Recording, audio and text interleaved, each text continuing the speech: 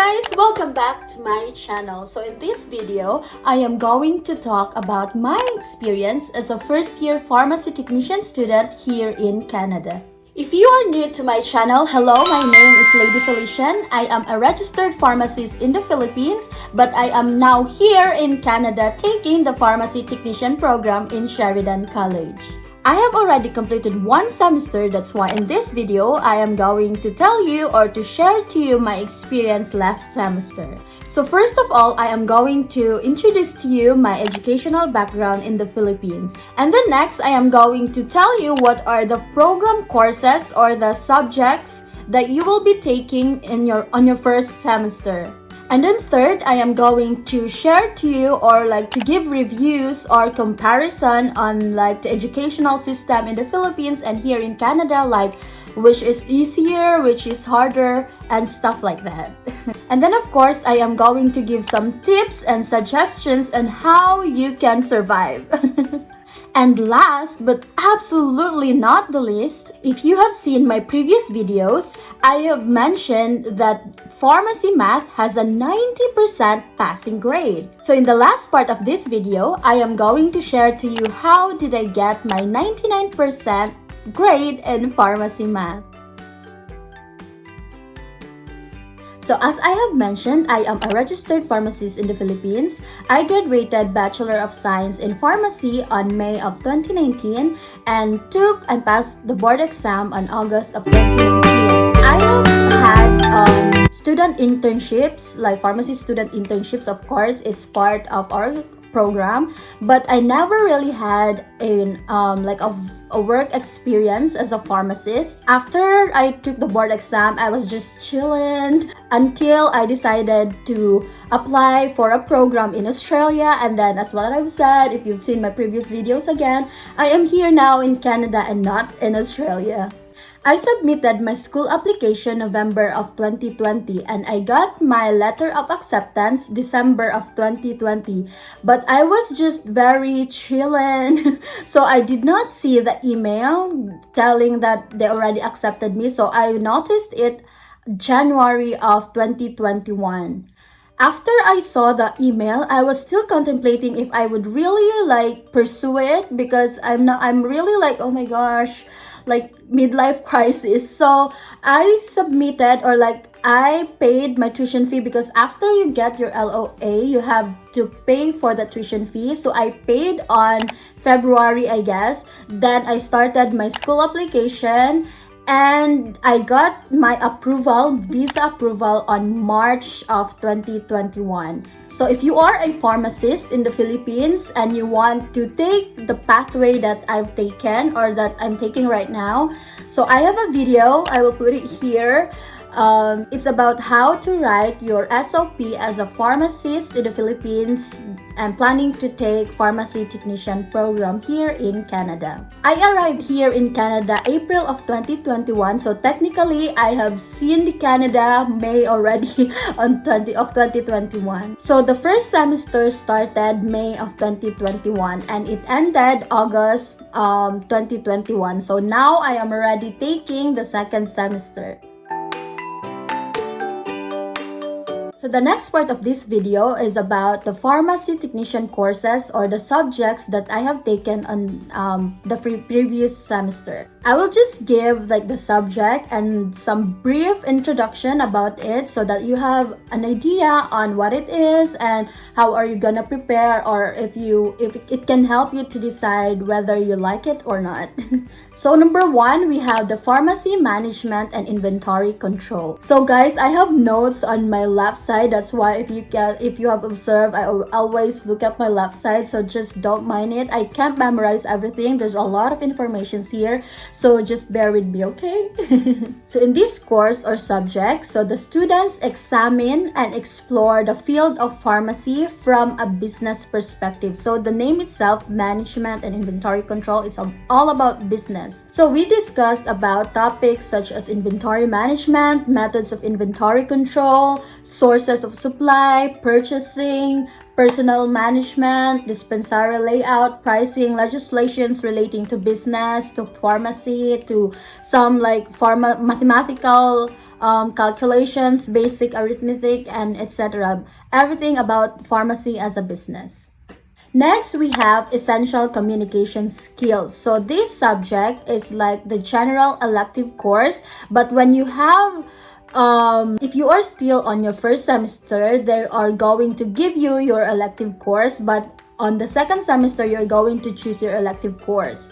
So what we were given was the essential communication skills. So as the name suggests, it's about communication skills. So English, talking, or like speaking, writing, reading, and stuff. So we were asked to watch videos or to read an article or to write a summary about the video or the article that we were asked to read or to watch. And we were asked to watch videos or like read articles and write a summary using some insight citations or the correct referencing styles, APA. And on the second half, so after midterm, we were asked to give a research topic, and then we have to submit a research paper, just I guess 5 to 10 pages if I remember it correctly. And you're going to choose your topic.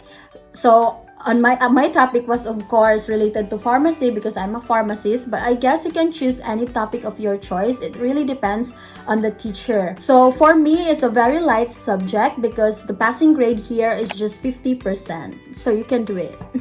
So next is the introduction to community pharmacy dispensing. So we have here like 2 hours per week lecture and 4 hours per week laboratory. So for me, this is kind of heavy subject because laboratory or the lab classes, the lab sessions carries a big weight, like I guess basta more than 50% of the grade. So it is an overview of the fundamentals of pharmacy computer systems like the crawl and the fieldware. So these are the 2 main pharmacy systems here in Canada.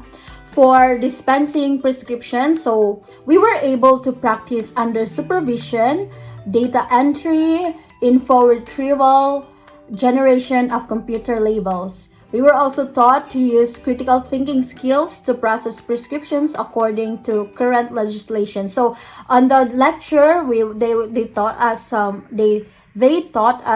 basic legislation. So in this subject, okay, so basic legislation about dispensing, and then if we can dispense this or not, like the basic legislations, because some of the more complex legislations was taught on another subject, which I will be sharing you along this video. Also, we were introduced to third-party coverage, health insurance, and payment requirements. So this is just an introduction because on the second semester, we were taught more of the complicated stuff of the health insurance. And then next, we have the self-medications and complementary therapies. So basically, self-medication. So we talk about here all the medications that you can purchase here in Canada over the counter, or those prescriptions that, or those drugs or medications that doesn't really need prescriptions for you to get. Like for example, cough and cold medications, like the respiratory agents and stuff like that. Also, we talk here some herbals and natural therapies. We were also introduced to NAPRA's drug schedule. So if you will be studying here, you will learn schedule 1, 2, 3, 4 of NAPRA. So these schedules is very, very, very, very, very important when you are a pharmacy. When you are a pharmacist or a pharmacy technician. And then next, the most crucial subject, pharmacy math, which needs 90% grade for you to pass. So personally, this is not the hardest subject this semester for me, okay guys? So you have to get 90%, but it doesn't mean it's really, really hard. That's why you have to get 90%. It's just that the pressure is all there, like, because you have to get 90%. But guys, trust me, if you are a pharmacy graduate, or even if you're just a high school graduate, if you just listen to the instructor or the professor, and if you just review all the things that you have discussed on that day, I promise you, it's all It's really an easy subject for me, okay? Don't get me wrong. So why is it a very crucial subject? So first of all, you should pass this subject because it is a prerequisite for 2 or 3 subjects on the next semester. So which means if you can't pass this, you will be delayed, because if you can't pass this, then you can take the next courses, right? So you have to pass this first before you go to the next level. And if you're an international student, to fail even a single subject would be the least thing that you would want to do, right? No delays, okay?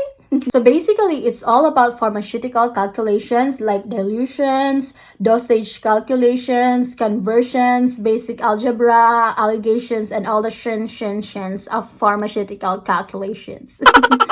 Also, you will learn to interpret and perform conversion calculations involving mathematical systems or terms used in apothecary, metric, international household systems. So, if you have seen some prescriptions, there's like BID, QID, OD. So, those are abbreviations. So, in this subject, you will also learn those things.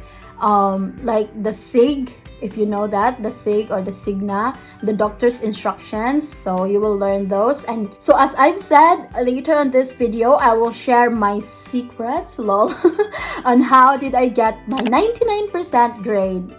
Oh my gosh, I don't know how to wink. Okay, number 6, we have the healthcare and pharmacy jurisprudence. So this is what I said that the more complicated legislations or the laws are found or are taught in. So for me, this is the hardest course this semester. So honestly, this is my lowest grade. I got my lowest grade in this subject. This course discusses all about Canadian healthcare system and the roles of different levels of governments and agencies. Compare the competency profiles of pharmacy professionals and identify their roles and responsibilities for meeting legal requirements. Talked about federal and provincial legislations that governs pharmacy practice. So if it's a federal law, it means the whole Canada. But if just provincial, so if you're in Ontario, just like me, it covers only the rules or the legislations here in Ontario. So in this subject, you will learn how to differentiate the federal laws and the provincial laws. And if there's a federal law which contradicts the provincial law or the other way around, you will be taught on how to deal with that. So on our final exam, we had a mock OSCE. So it's objective structured clinical examination. This is one of the examinations that you will take after your program to get your license as a pharmacy technician here in Canada. So it is an exam for pharmacy technician to assess the knowledge, skills, and attitudes essential for entrance into postgraduate training here in Canada. So if you followed me on Instagram, you have seen that I have had like a poll or a question or like Q&A thing on Instagram, and I asked them what would you like in this video. So a lot of you suggested to give like tips and suggestions for last semester on how to pass and stuff like that. So here it is. So number 1, and for me this is the most important thing that you have to do, set up your calendar. So it's really up to you if you want to use digital or the paper calendar. So it doesn't really matter, but personally, I use paper as an organizer because the feeling of accomplishment after taking okay, I've done this one is very, very satisfying for me, and it inspires me and motivates me to do more. I can check this one. On the very first day or even before the semester starts, you have to check all the course calendars, and then you have to write down all your scheduled exams, quizzes, project deadlines, so that you will be aware on what you have to do this day or this week, and you can plan in advance which you need to do first, or this one I should do first, this one I should do next week, and you will be aware when is the exam day. So you will be prepared, you will study, you will have enough time to study. And the number 2 is to review the materials beforehand. Days before or weeks before or even night before, you have to check the posted materials that you will be talking about on the next day or on that subject. So you have to prepare all the materials in advance. So you will be given, if you're an online student, just like me, we had online classes. So you have to then download all the needed study materials, and then you have to study in advance and be familiar about the topic so that it will be easier for you to absorb information during the class. And also, if you have some questions, like if you read and then you have some questions, at least you know that, oh, I have a question last night. So if it wasn't answered when the teacher discussed that topic, so you will have a chance to ask the teacher before the class ends. Because if you have question and then you message the teacher afterwards, it will take around 2 to 3 days, depends on the teacher, for him or her to answer your questions. So study in advance, ask questions during the class so that it will be clear. Everything will be clear before the class ends. And then number 3, use class time wisely. So listen very, very carefully. Take down notes when needed. Do not get distracted. So especially in the online class, we easily get distracted. Like for example, the laptop is just there, class is so boring, get your phone, do social media, Instagram, Facebook, Twitter, YouTube, TikTok, everything is there, right? So do not get distracted. Put away all the phones and extra gadgets if it's not really needed. Focus on the lecture, and then if you have questions, as I've said, ask the teacher immediately. Do not wait for the class to end. Do not wait that you have to message the teacher for your questions. Just ask it immediately. You can have an option to ask privately or just publicly, so it's really up to you. And the teachers, I swear, the teachers in Sheridan College, they are so accommodating, and they're very, very student friendly. I trust you guys. I trust you guys. No, it's just trust me, guys. Oh my god. And the number 4, do not review the recordings. Okay, don't get me wrong. So this is just me, okay? I am not saying that do not review the class recordings, like do not review, it's a bad thing to review. It's not that. What I'm saying is do not waste time to review the recordings. Instead of reviewing the recordings, listen to the class while you have your class time. Take down all the notes so you don't need to review the recordings again. It's a waste of time, guys. Imagine the class is 3 hours and you have to review again the recording for another 3 hours. And it's not just one subject. It's 6 or 7 subjects. So don't waste your time reviewing your recordings. Listen attentively and take down notes, okay? And the number 5, set up a goal and take track of your progress. So for example, set a goal grade. I call it goal grade. Like for example, in pharmacy math, I really told myself before the semester starts, I will get at least 95 in this subject. I really said that to myself. I really told myself, you have to get this. You're already done with pharmaceutical calculations in the Philippines, so there's no reason for you to get a lower grade. There's no reason for you to get lower than 90%. So that's why I have 99%. I guess. I don't know.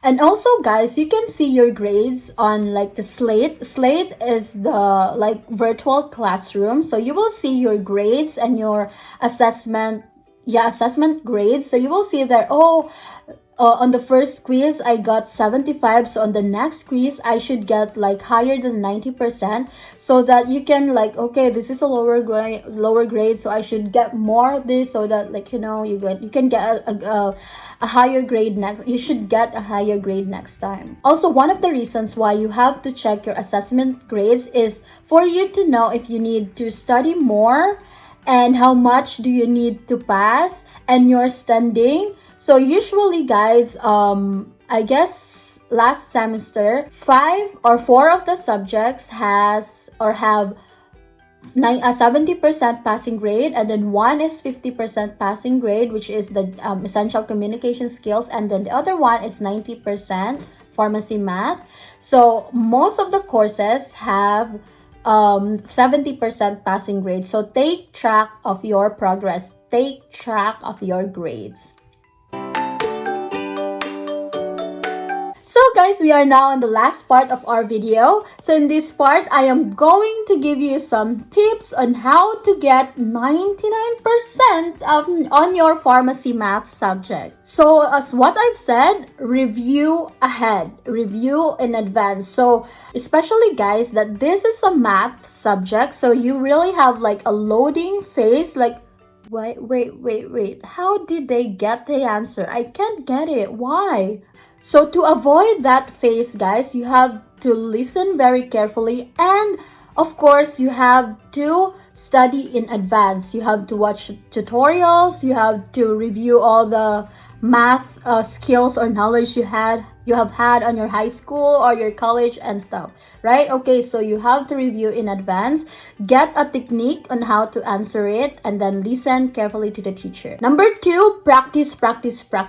So for me guys, math is all about practice. Even if you know how to solve it, if you don't practice, then you will not get like a technique on how to get it easier on because you know math is not like a single thing, or like you cannot solve a problem on a single way. It's okay how did you get, like it doesn't matter how you got the answer, as long as you got the answer. So it's all about getting your techniques on like getting your way to the answer. It's not, you don't really have to follow the teacher's formula or something. As long as you get the answer and it's correct, then you will be fine. So just practice and get your own technique. And then number 3, if you really find math really hard or a really hard subject, watch YouTube tutorials. There's a lot of tutorials on YouTube, guys. Study all the resources you have, the books, textbooks, YouTube's tutorials, or like if you have a book and then some books come with CDs, they have their like practice stuff, or like practice applications or something. And some teachers, guys, they give practice worksheets in where they give you answers, and then you will have, or we will answer them, and then teachers also give like the correct answers for you to compare if your answer is correct or if it's not. And they have like computations, or like how, like step by step on how did they get it, so that you will know on which step did you get it wrong, so that next time you will do better. Okay? And if you are like me, which is a pharmacist already, or if you have had pharmacy calculations before, or you're a pharmacy graduate, review your pharmacy calculations. I swear, everything on pharmacy math, I've learned it during my pharmacy student days, or like pharmacy days. I swear, everything is there. There's nothing new, I swear. So that's everything, guys. I hope you learned something from this video. I hope I helped in some ways, and I hope I inspired you, or I motivated you to pursue your career here. If you're still thinking if you really want to come here, or if you really want to take this program, guys, I would say it's not easy, but it's not hard. If you just do whatever you can control, or if you just do your part, then you will succeed. You will pass the semester, you will pass this course. I'm still on my second semester, but I can say that maybe I can pass this subject, or I can pass this course, as long as you study and you do your part. So that's for today's video, guys. I hope you like this video. I hope you learned a lot. And don't forget to subscribe to my channel, and please follow me on Instagram. And you can also ask questions from there. Okay, you can ask questions about the school if you want to know more about the school. And guys, sometimes I also post TikTok videos about the school, like a quick tour or something like that. You can also watch or follow me on TikTok and on Instagram. So see you next time on my next videos. Bye bye.